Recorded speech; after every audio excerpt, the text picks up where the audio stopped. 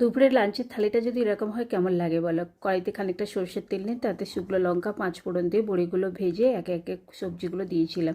সবজির মধ্যে ছিল মূলো, আলু, বেগুন, ভালো করে ভেজে নিয়ে এবার ধুয়ে রাখা পালং শাকগুলো দিয়ে গুঁড়ো মশলা দিয়েছিলাম, হলুদ গুঁড়ো, লঙ্কা গুঁড়ো, পরিমাণ মতো নুন, চিনি দিয়ে একটু নাড়াচাড়া করে নেবো। তরকারিটা হয়ে গেলে এবার নামিয়ে নেবো। সবজিগুলো ভালো করে সিদ্ধ করে নিয়ে তরকারিটা ঠিক হয়ে গেলে নামিয়ে আর একটা কড়ার মধ্যে কিছুটা সরষের তেল নিয়ে কাতলা মাছগুলো দিয়ে দিলাম। ধুয়ে রাখা কাতলা মাছগুলো নুন হলুদ মাখিয়ে রেখেছিলাম। আজকে রান্না করব হাতে মাখা কাতলা।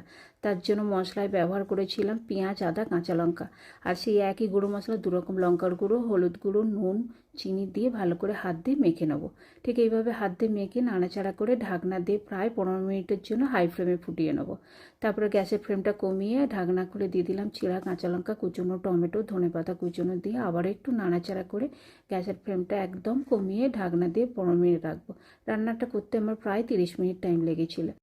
নিয়ে নিলাম 1 বাটি গরম ভাত, সাথে একটা কাঁচা লঙ্কা, পালং শাকের তরকারি আর ওই যে মাছের রান্নাটা করেছিলাম।